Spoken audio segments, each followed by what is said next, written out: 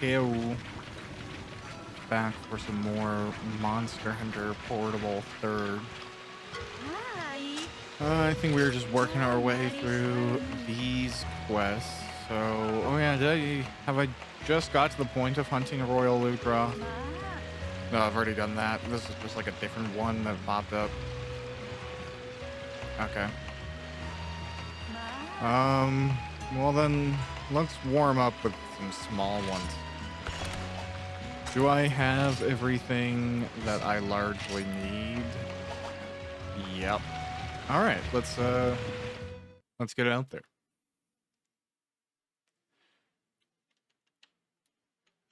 You know, this is an interesting situation I'm in with Monster Hunter right now, because I kind of want this one to go as long as I can get it to, and then the next series afterwards. Not for any, like,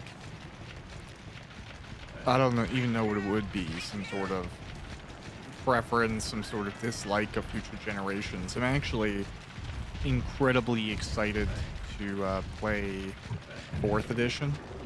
Oh, I'm going for Ludroth. I don't know. You know what? I might need to do that place to start. Anyways,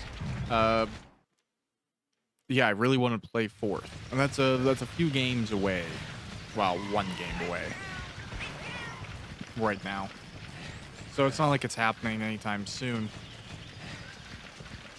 I bought my copy, but I haven't played it yet, because I figured I've waited all this time, I might as well do it in this playthrough of all the games I'm doing. So, you know, I will save my playing Monster Hunter 4 for then, which will be like the first one in the series that I haven't really played prior. I've played 1, 2, and 3 and all that, and I just kind of skipped 4, and the reason I skipped 4 is because it was on the DS, or the 3DS specifically. And I own a 3DS. At one point in my life, I owned 2 3DSs. And I think they're a great console. They have a lot of cool games on it. I have an older edition that is quite small on the screen. And I had kind of already, like, brought on enough early arthritis from playing the PSP versions of the game a lot. Just mainly Freedom 1. I think that was the one that I like really put a lot of time into, because I got Freedom 1 when I was a kid, and I got it for my PSP right around the same time that I was kind of like going for a surgery. So I had a lot of time to play it. And I didn't really have to go to school during that time either because of the recovery from the surgery. Oh, there's Argyros here. I don't really need to hunt the bear. I feel like I've done enough damage to bears. I'm just gonna let it be a bear. That's alright.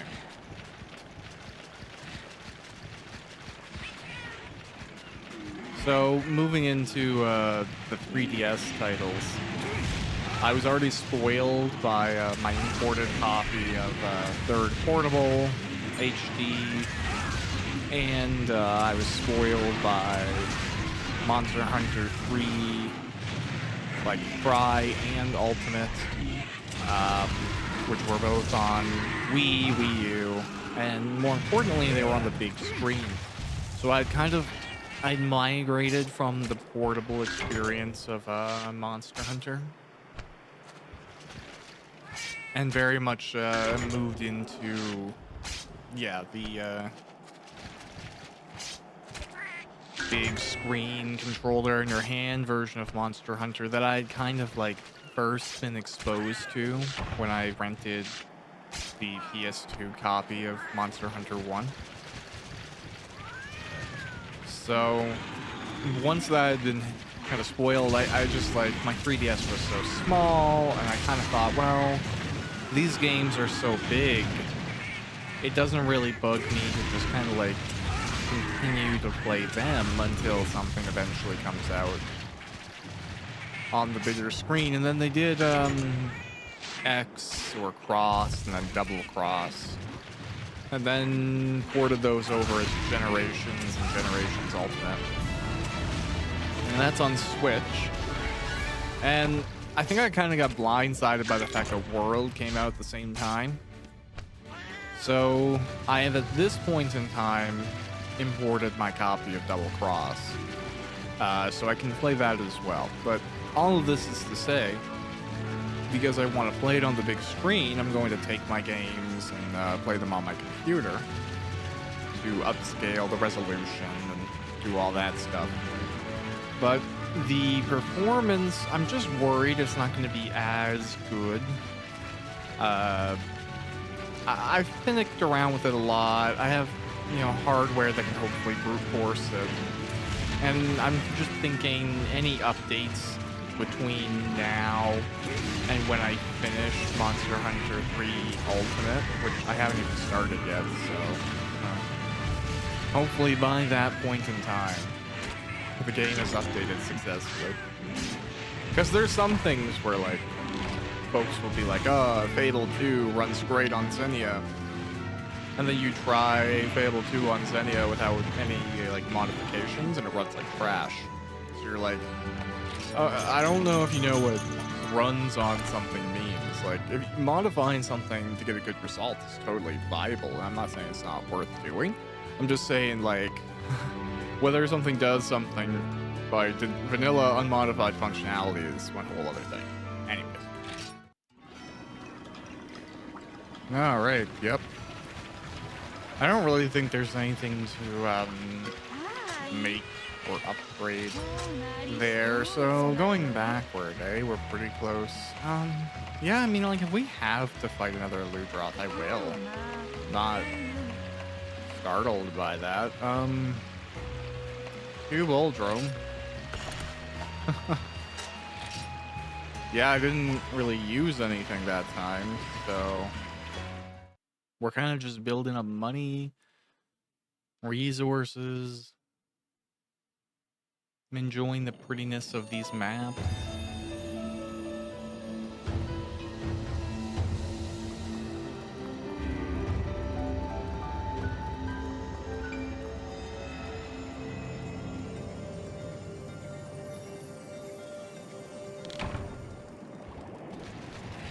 Yeah, alright.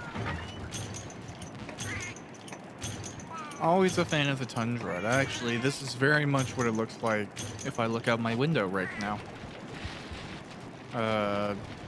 Being Canadian, we are, of course, living in our igloos and hoping the internet doesn't go out. I know some people are worried about, heat. And yeah, arguably that's important, sure. But I could survive being cold if I had something to watch. If I can log on and still play Final Fantasy XIV, then the cold is not going to bug me as much. I will heat the room with my computer. But if the internet is out, I'm just going to sit there and be bored. I'd wish it was cold. Give me something to do, freezing off my butt. Ah, well. So we got some Buldrome here. I figure I should actually talk about the game that I'm playing so it doesn't just sound like I'm putting some random podcast over top of my Monster Hunter footage. Like, I really just want to talk and, people listen if the pictures are there, Buldrome is fun. I imagine this is supposed to be a frustrating hunt because you're getting charged by two big things. I'm not overtly cautious or worried. Like, I should be, don't get me wrong. It's a bad idea to underestimate Buldrome. Oh god, I forgot. Paintballs. I always forget paintballs when I'm playing the old gen now. And this isn't even the one I was fighting. I'm pretty sure the one I was fighting left. But whatever. Not terribly worried about it. And you can tell my rear is entirely unpuckered. I'm not stressed about these random little hits. It's kind of just, it's not worth being frustrated about in this context. These folks aren't going to hit hard enough. Ooh. Like, they'll hit. I'm just not saying. I'm not expecting a sudden turn of the hip and insta-kill a la, well, most of Monster Hunter Unite. I think more than anything, what's tough to readjust to is the old hitboxes and the way they can kind of animation break themselves. I've talked a lot about the movements over this playthrough series, so I'm not going to drone on about the kind of like coaxial sort of, you know, movement. It's like only on this axis they, anyways.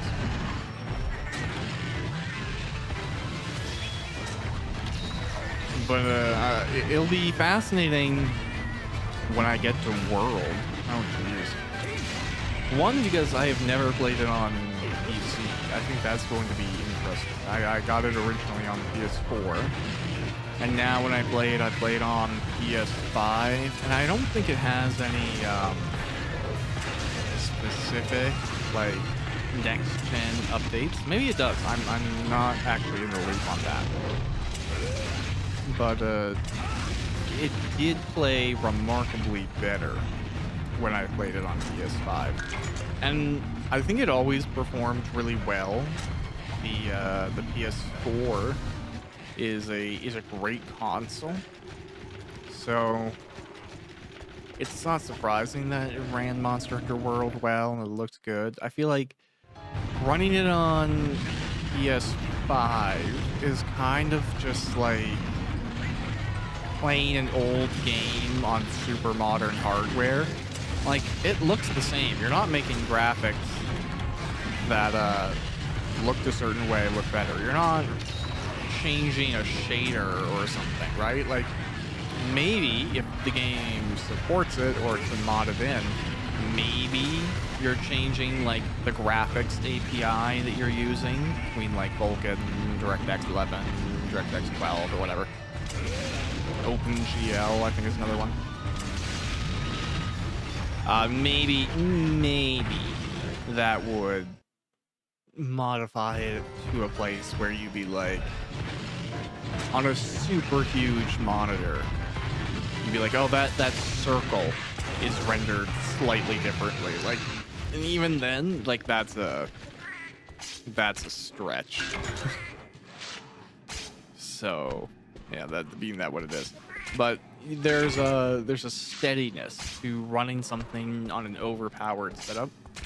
Like, for example, when I play Final Fantasy 14, right now, it hasn't upgraded its graphics in like any sort of overhauly way in a little while that I'm aware of. But there is a big update coming in 7.0, which is probably like a year and a half, maybe even 2 years away. And that's the next expansion, the follow-up to Endwalker. But it's coming with a fix.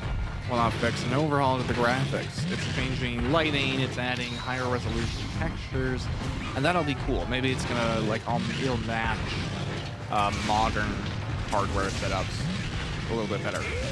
But right now, I am so over-spec for it that, like, you can basically just set any FPS to run it. Now, I don't have a super fancy monitor, actually, so I only run the game at a locked 120 FPS, but it is locked. It is, like, hacked onto 120 FPS. You might as well just, like, paste the number there and print it on the screen, because it isn't changing on the FPS fingers all the same. And that's playing Monster Hunter World on PS5. The same game, it's running so consistently. It is so overpowered, being run on such an overpowered system based on what I was expecting.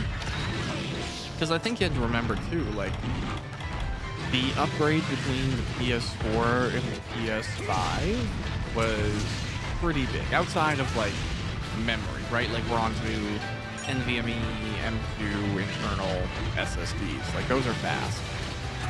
And purely on like a GPU power front, you have like the power difference of going from a 970 thereabout to like a 2080 Super.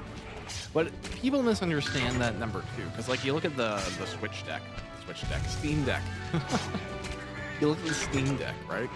And if you look at it purely on the evaluation of its power, it's about a 1050 Ti in its GPU. But the infrastructure is so modern that it runs games way better than a 1050 Ti could. It is utilizing its power so effectively that it's greater than the sum of its parts, so to speak. And the PS5 is that as well. There's a lot of benefits that consoles have over PC, and I say that as somebody who really loves my PC, uses it every day, and is very persnickety with stuff like that.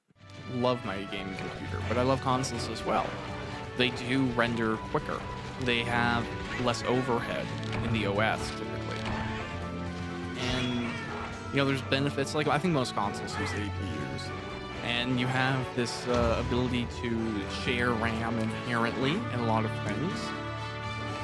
And unless you have adjustable bar turned on your motherboard, then that's not something you're doing on PC. You have independent sets of RAM. And that kind of has its benefits too, but lots of things to consider.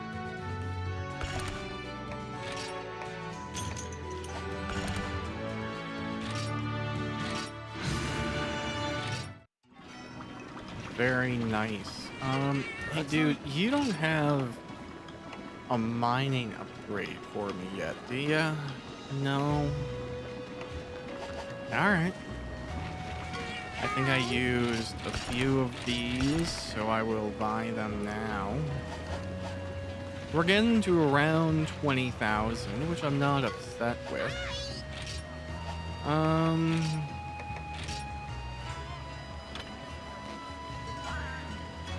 I guess this is not something I can upgrade yet. I need that Beelite ore. Yeah, that's okay.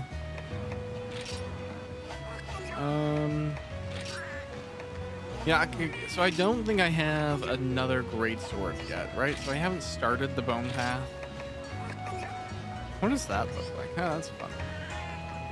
Yeah, let's start a bone blade. Just because you never know what's going to come first, metal or whatever. Okay, so this is an immediate choice. So do I want to go Ludroth Bone Sword or Bone Sword Plus? It's tough because this is going to go out and be a water sword pretty quick. I don't know, I feel like, without having looked into it, I feel like that's gonna stop at its freeze sooner. Yeah, for now, we're gonna go Bone Blade Plus. And I guess it's stronger than what I have. So yeah, maybe we'll equip that for now. Because especially considering it looks like we can go to the Bone Slasher and get a little bit of green. Oh, that little bit of green. Alright, and we got a King's Frail, which will actually come in handy here. And let us make the Bone Slasher. So let's do that. Now we're at the point where some bigger choices are coming. Now we could go for Red Wing already, which is crazy. So Rathlos is probably not too far off if that's the case. Yeah, if that's the case, I might very well go for a Red Wing. But I have a little bit of green, and what does it take to do that? No. Okay. Well, that's awesome. Now we have a little bit of that going on. I don't think we're gonna... The Benabra suit is very cool looking. I can't deny it, but I don't know if I'm gonna go for it. I do like the Rocky Mail. It has like this cowboy vibe that's very cool.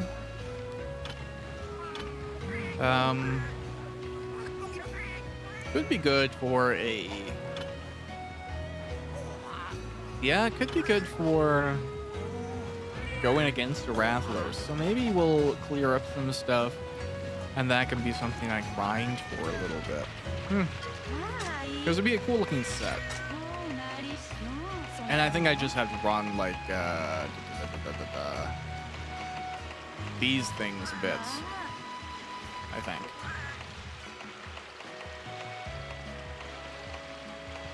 Okay, so I have to go hunt the Lagombi, but I feel like we'll start off with the Baggy and then go to the Lagombi and like knock these out quick.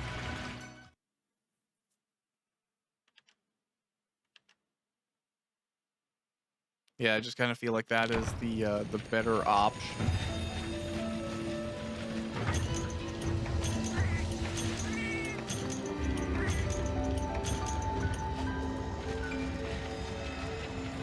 Okay.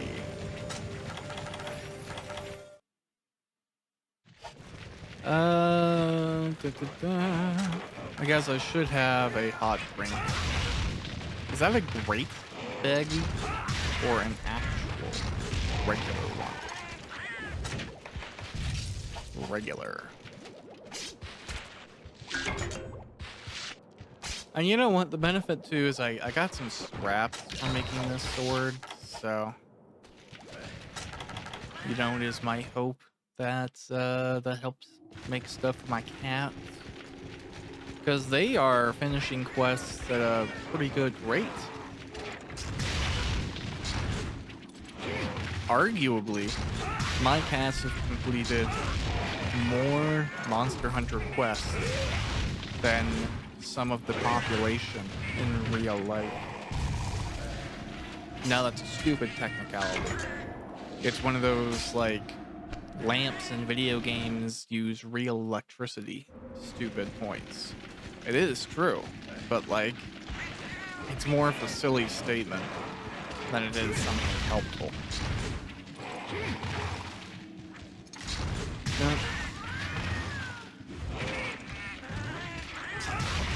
Okay. You never know when stuff is going to come in handy, so we will carve at least one of those, but I'm too lazy to run backwards, so.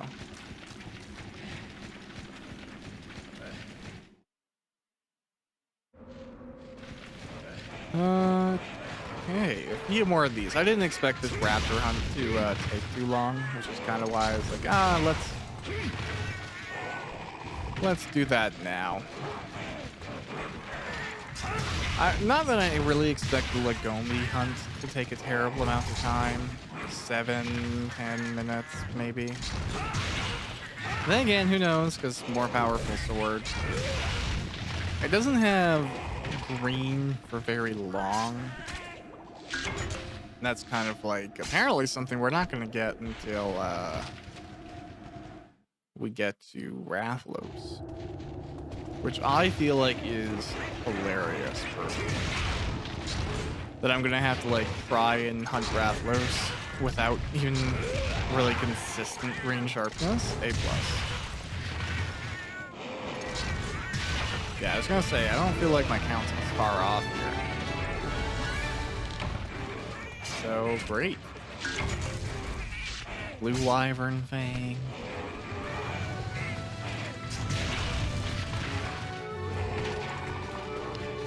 There are some monsters in here that are really cool. I'm excited for those. Lagombi is kind of cute, if I'm being honest with you. Like, apparently it's a killer. I think if you read the lore about it, it's pretty brutal. But I can't help but feel like you're just eating up a jackrabbit or something. It's not something I would ever opt into. Not really one for needless cruelty. I don't even play evil in video games. I remember when I was young, I played a evil run in KOTOR 2, just for the Force Lightning. and it was great, but I don't know, I don't resonate with mindlessly being a dick.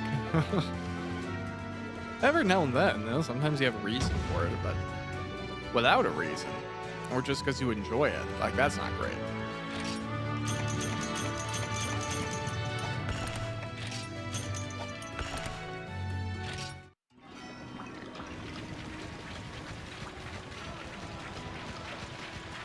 What do you have for me now? Wait, I know, it's a silly question. Yeah, I really have avoided gathering quests so far. Let's see if I can continue to make that happen. Oh, wait, do I have everything? I'm good.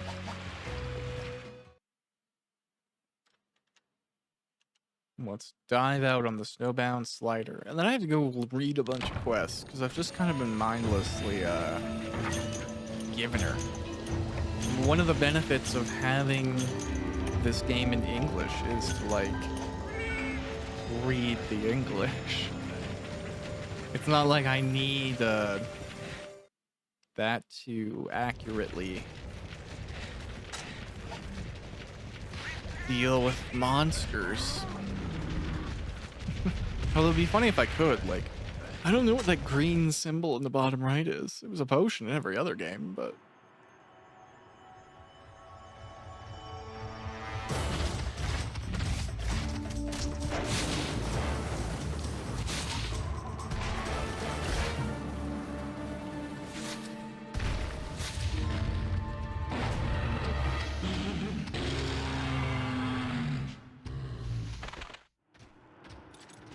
Hey, look on me. You're the guy from the thumbnail. Always dig that. So this thing is basically an Argyros. It does this thing where it will, like, jump around in a triangle, and then it, like, will slide towards you. But it is largely just an Argyros. Now, there are 3 of these types of creatures in this game. Argyros, Lagombi, and then there's another one called Volvidon. I will talk about Volvidon when we get there.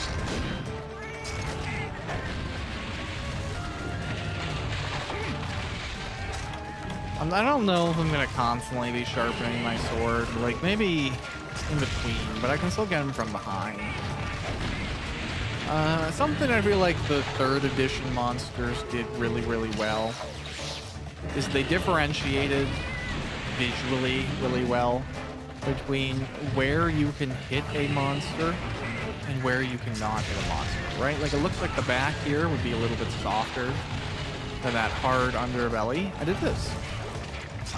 We can get through it with yellow. Largely.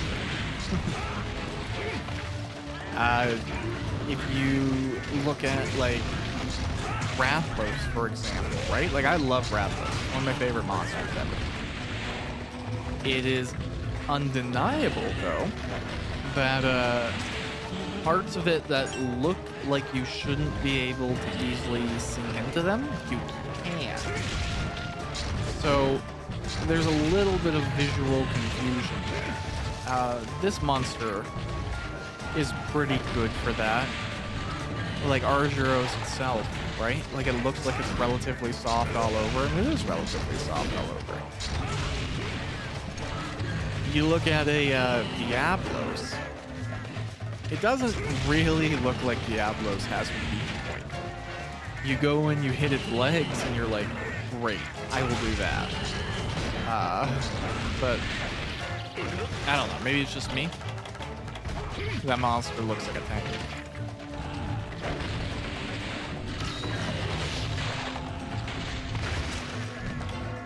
All right. Yep, yell. Oh, you know what? I'm gonna get the hiccups and remember that I have to control it.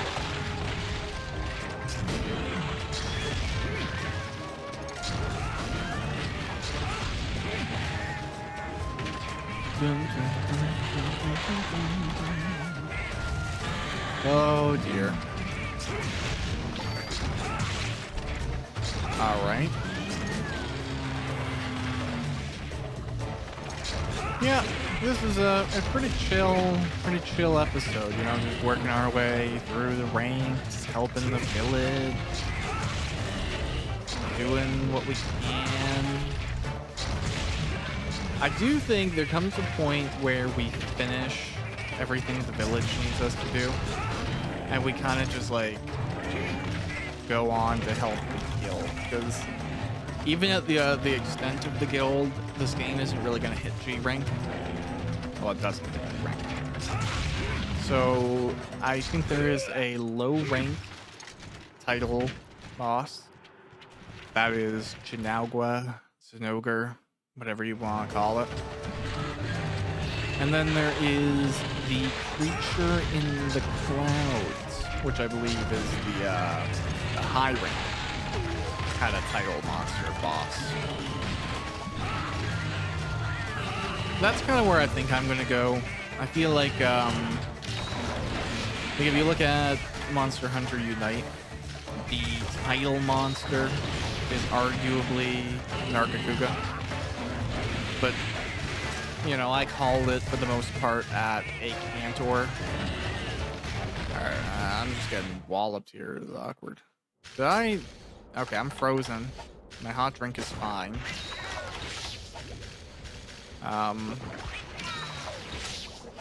Yeah, like you should probably hit a Cantor. There are monsters beyond it that like are really cool, but do require a lot of masochism to get to. Whereas in this, there isn't like that high level. That being said, too, I wouldn't say a lot of those. Oh my god, those monsters are like title monsters.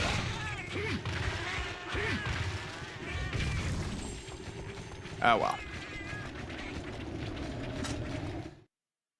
We're here. We're fighting a Lagombi.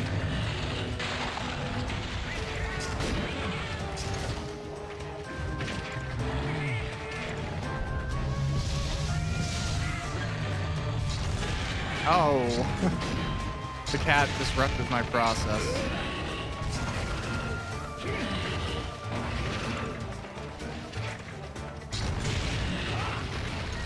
If you ever see a bear standing up on its back two legs, very often that is a sign of starvation.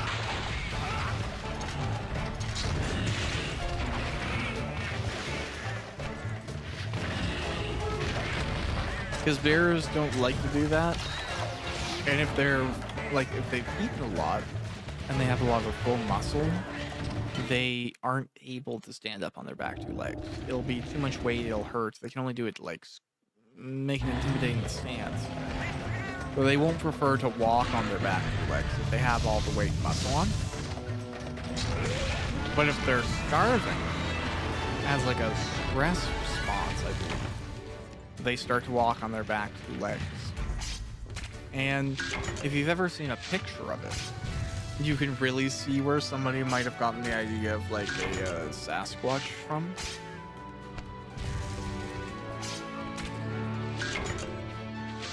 I don't even know what I'm talking about that, honestly. I'll be listening back to this when I edit the episode, being like, what the heck are you on about here, buddy?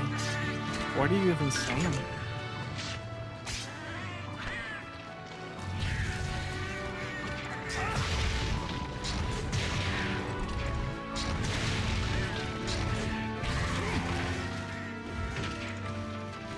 These are the young of a different monster that we have not fought yet.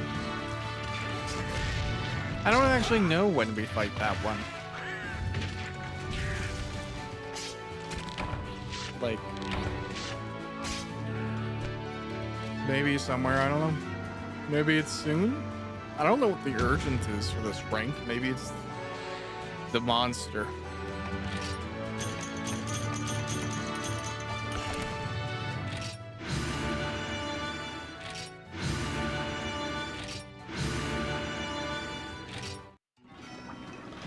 Alright, with that addressed, it looks like we are going to get the next urgent. Oh, buy some hot drinks. Why not? I got a little bit of cash. Hey. Hi. Greetings. I have another request for you if you care to listen. Oh my, you'll need to prepare yourself quite a bit more than usual for this one, I'm afraid. It's almost quite absurd, actually. Have you ever heard of a Raytheon? These monsters are widely veered as the queen of the sky. If you wouldn't mind, I'd like it if you could go down to the Misty Peaks and take care of one for me. I realize they can be rather vicious monsters. However, I have complete faith that you'll no doubt prevail. Okay, great. Cool. Alright, really quickly. We were murdering the baggie. A mystery. From the Tundra Zone area, a research team just suddenly slept without knowing, or why? Or are they just becoming mentally weak? Well, what are you doing, Hunter? Solve and clarify this mystery. Okay. I have a report from the Tundra region. A white rabbit disappeared. Please hunt it and take it down. I was covered with snow and I couldn't move. I was only here in my observatory. Okay. Among the people living on a frozen ground, such a legend is flying around. This must be discovered at once. I ask you, Hunter, to help us. Alright. Oh dear, this freaky guys just steal the fish that I've caught. I need to teach them a lesson. I hand it over to you, Hunter. Alright. No. Wrong button. Urgent quest. Alright. Hunt the Raytheon. Now is the time. I'd like to ask quickly. Kill this monster for the safety of the village. Alright. I don't know. I feel like a Raytheon is viable. The Los family I have pretty good muscle memory for. Yeah, we'll see. I'm actually curious. How is this Raytheon hunt going to go? Oh, I have no idea where Raytheon would want to be on this map.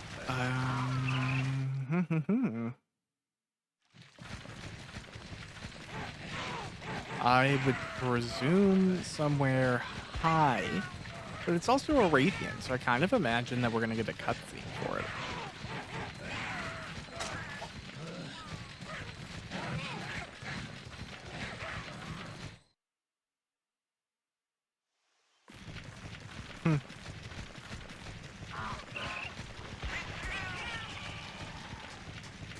We'll just poke around then.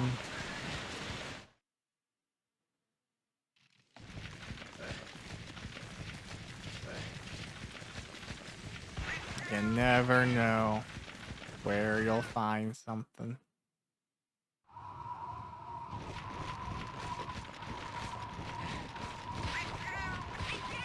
Though I would believe it's not this area.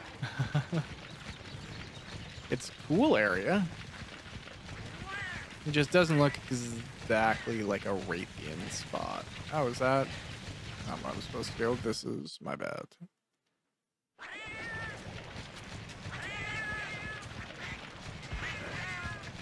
Raytheon area? Huh. Hide nor hair of the creature.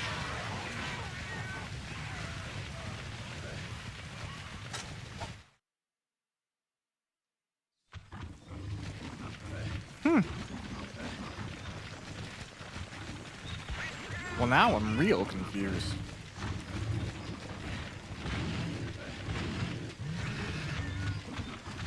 I must be missing it somewhere.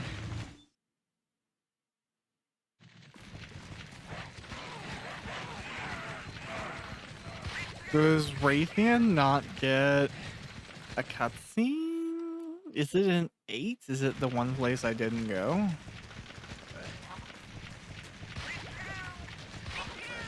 let's check it out.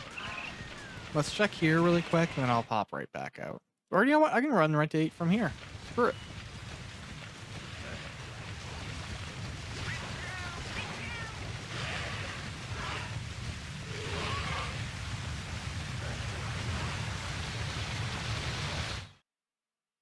Oh, weird, but okay.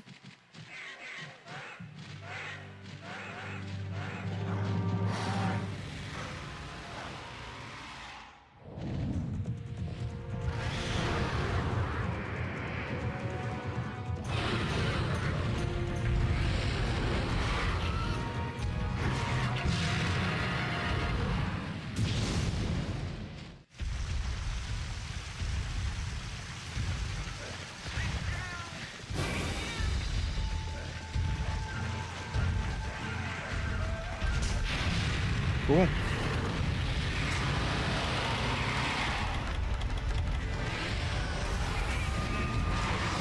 So, Wraith. It looks really cool here. I actually, it's a little bit red and stuff. That's pretty sweet.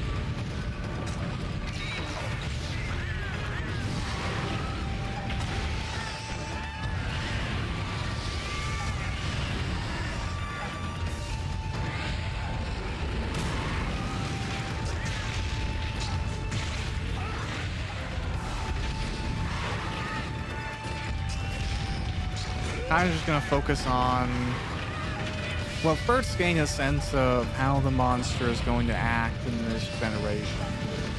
Am I seeing any changes? Like, Raytheon doesn't really do that a lot in Unite. Nor in 1.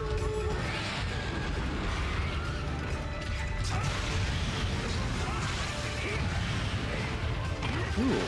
Got whacked by the tail there. Well, that's okay. I am really glad we brought in... Ooh, not a great situation for me. I did not... Again, I don't have the muscle memory for Raytheon doing that, so I thought it was going to be one of those blasts or a flip.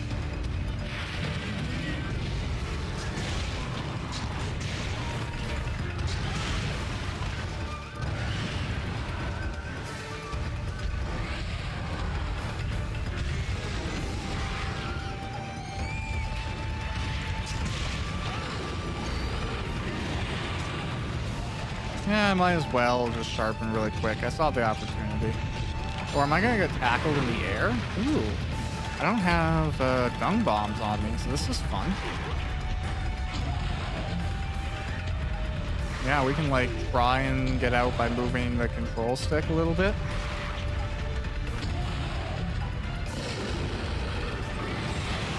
Ooh, yep, that's not great. Oh, no. What are you doing? Die. I'm gonna die because of this. Silliness. Okay, so I need an antidote as well, but... Oh, jeez. Okay. Not a great situation. So it's just very important that I potion right here, otherwise I'm dead because of the poison. Alright. Yeah, so I'm just gonna run out really quick. Heal up, because honestly, I've had this poison for long enough where I can probably just like run it out as long as these guys don't hit me, which they seem intent on. So I'll just do it anyways.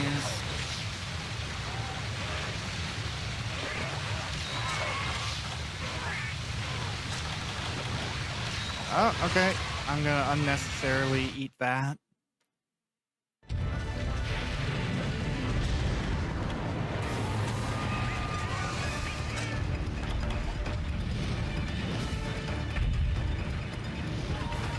Dun, dun, dun.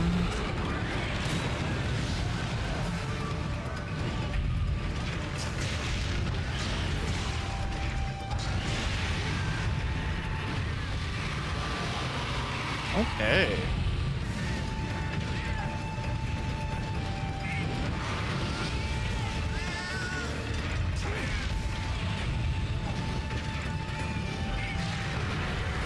Oh, getting hit. And you know, this is my fault. I'm mentally a little bit distracted right now. I have to be in the Raytheon fight. Be present. Do what I need to do.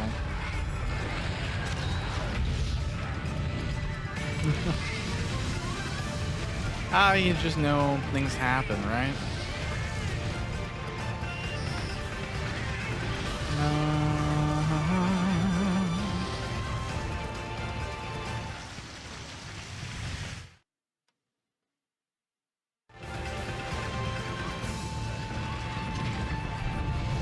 Oh, I was way too early on that. Maybe now I'll get a hit, but...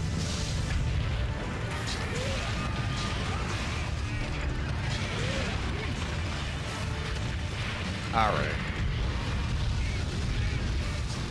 Yeah, Raytheon does a triple fireball, which is, in my opinion, often worth exploiting.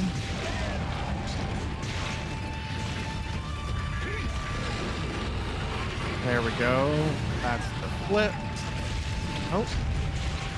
Trying to get the tail damage just because the Raytheon tail is full of poison. I mean, if you can, you want it out of play. Not only for survivability, but when you win, you know, you'll have gotten the card.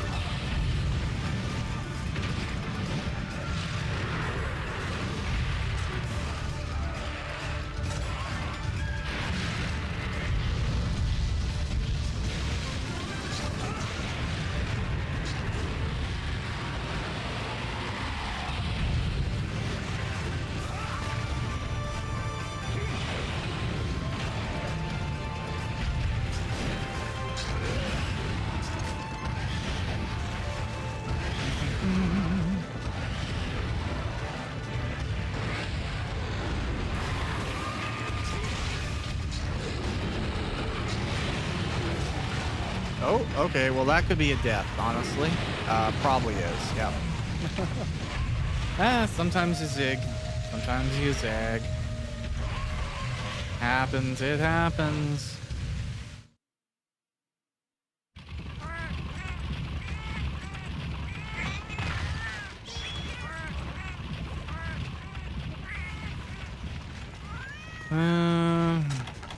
Yeah, I'll sharpen.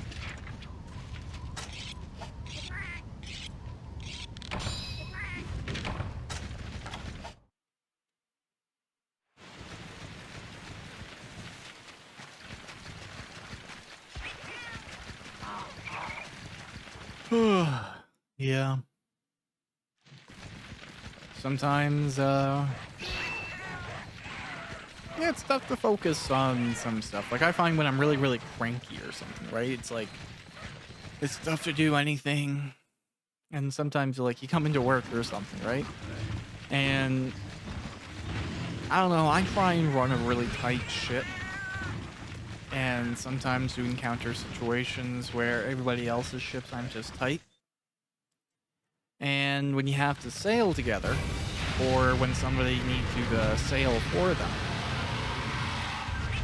and they kind of muddle up how you're doing it, it's very frustrating. Especially if you're operating in a way with, like, without any issues, right? It's not to say that, like, if you're doing everything right, you should have your system messed up with, but if there are improvements to make, you know, that's important to be willing to invite or listen to. All that stuff. Wow, you came right here to not go very far. But it is largely tough when, yeah, sometimes you're in a situation, you get stuff handed to you that, like, wasn't really handled how you would like it. And so you have to start with undoing the work of someone else, then you have to enter and actually do it yourself, and so it's kind of like double the work, right? And when I'm in a situation like that, I find, like, my brain is spending just as much time thinking about what I have to do as it is just, like, going and being miserable. Maybe it's selfish of me, and I recognize that it could potentially be. I'm not a big fan of cleaning up for other people. I don't mind helping someone, and I would much rather someone come to me before something's happened and talk about it than dive in and kind of make a mess and then ask me to come in and fix that. Like, I don't know. It's just not how I work. That being said, sometimes circumstantially, you gotta do what you gotta do, right? Like, you can't pick and choose what is gonna come onto your plate. Oh, I'm gonna get pinned again and get murdered. Awesome. Wow. Yeah, like, what is that? That's brutal.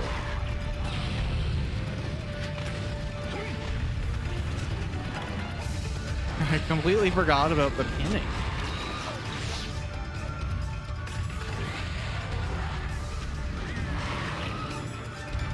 So, like, that's fine, but...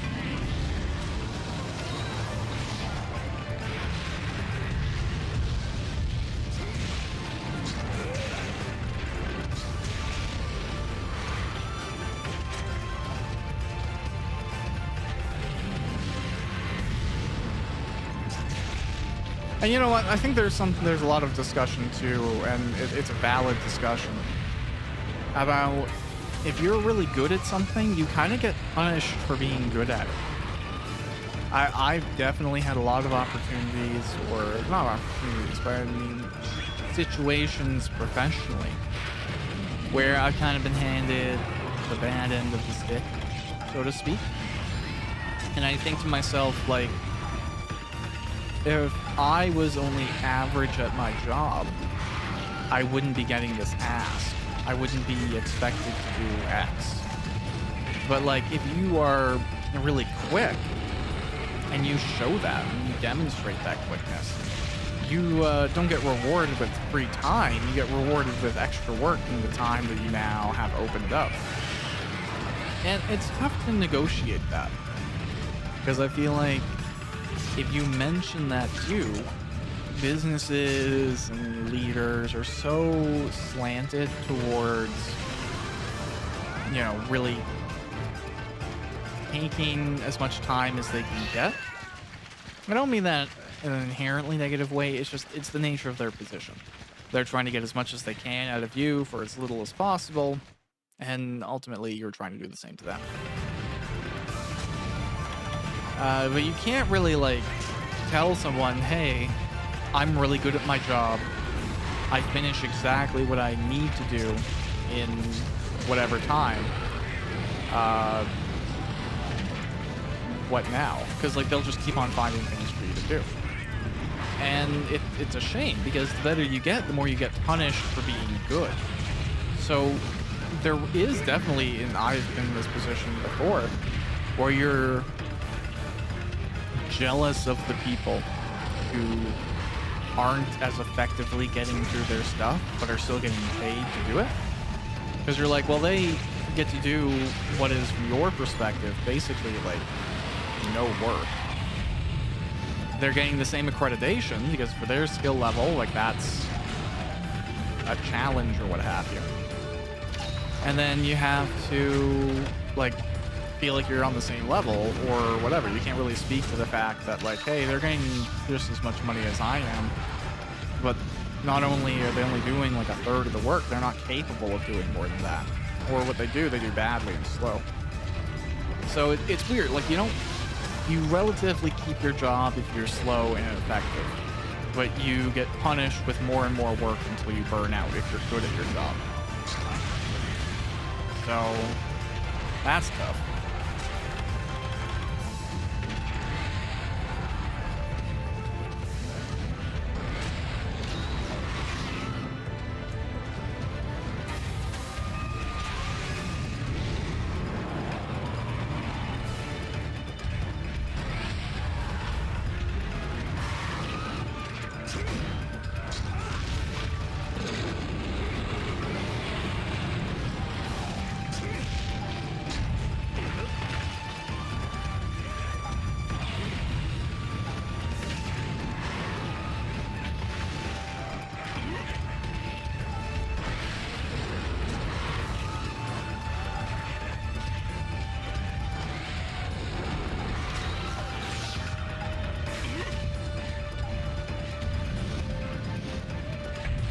Oh, okay. I thought you were gonna fly forwards. That's my mistake.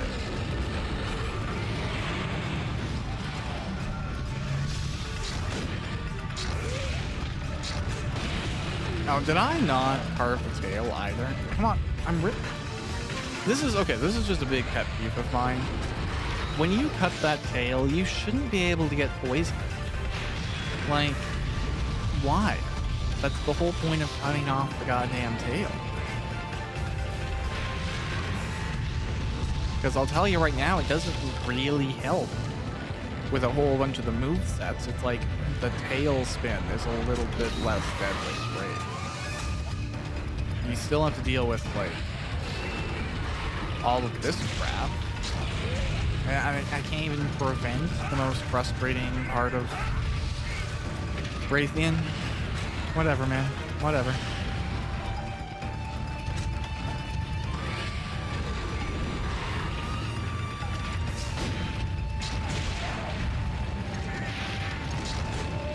Oh, I'm gonna miss. Get some legs. Hit. That wasn't a very effective down for me.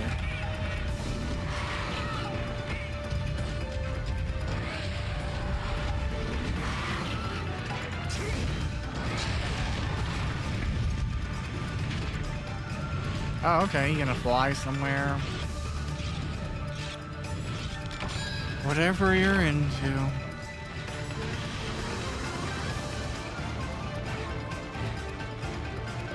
Is this a 2? It looks like a 2. All right. We're going to 2, everyone. Who knows what will be in store for us here? No, I'm kidding. It'll be a race. Yeah, you ought to get out of here, Berto.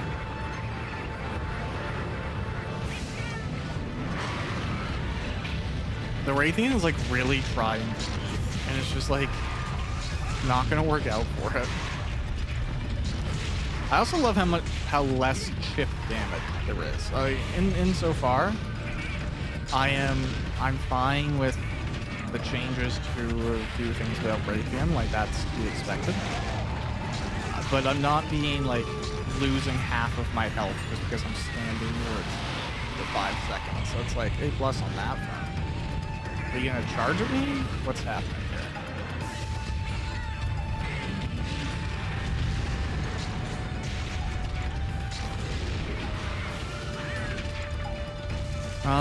That looks like you're gonna fly or crawl, yeah.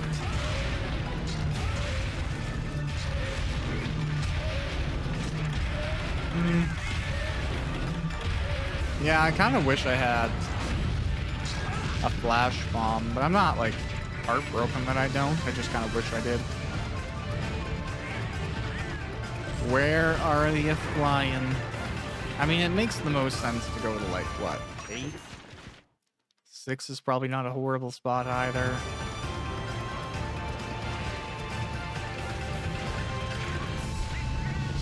Did we time it right? We got a hit in.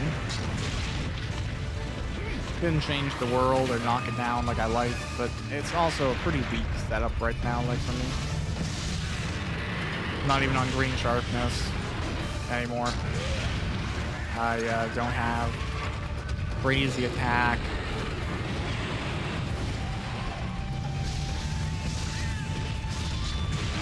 Hey, there we go. Well, that's a Raytheon dealt with. That should put us into the zone of rank 4 monsters. So that's not bad either, if I'm being honest with you.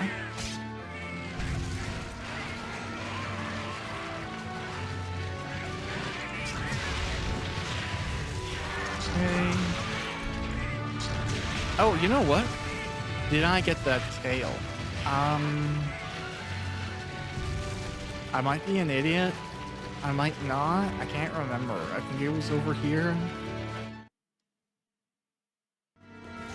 Yeah. Did I get this carve, though? I did. Okay. Cool, cool, cool. We'll just look out at the water then.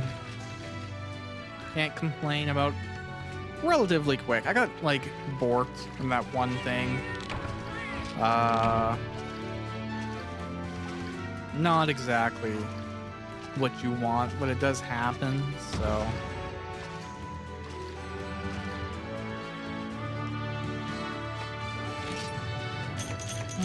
Okay, well, getting some good stuff, so I can't argue with that either.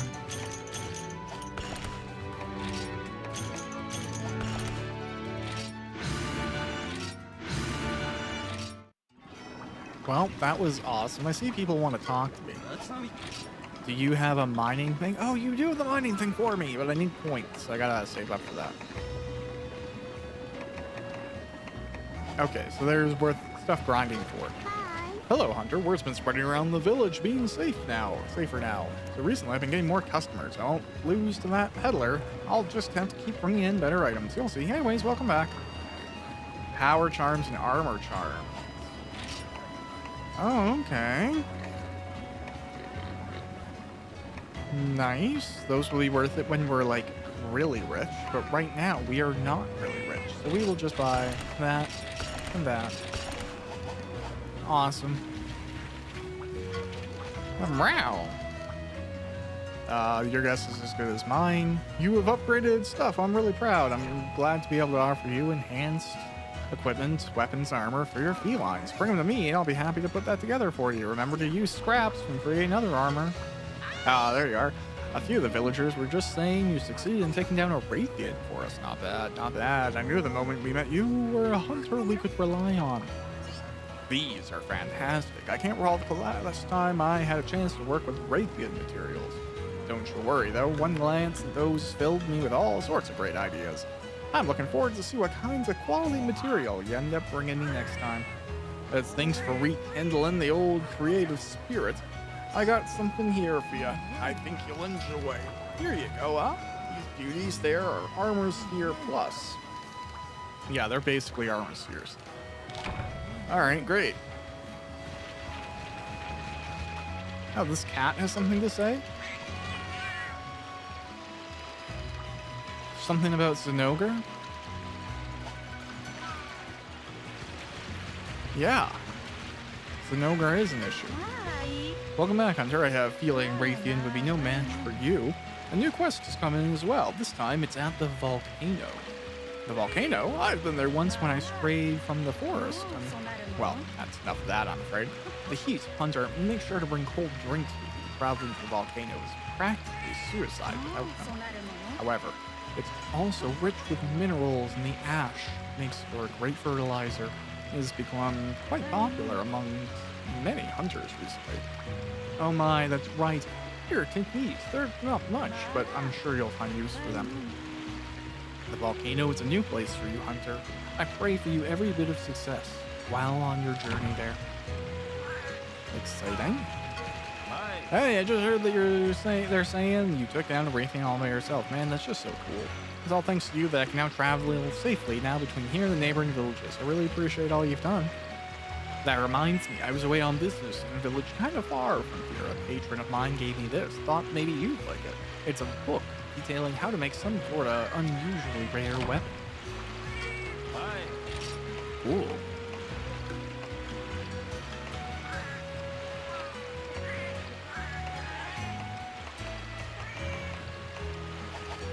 Alright, well, that's been some Monster Hunter Portable 3rd. Check out the next episode, and then we go into the volcano, presumably, and some other quests. And I hope you have good whatever you're doing, wherever you are. Bye.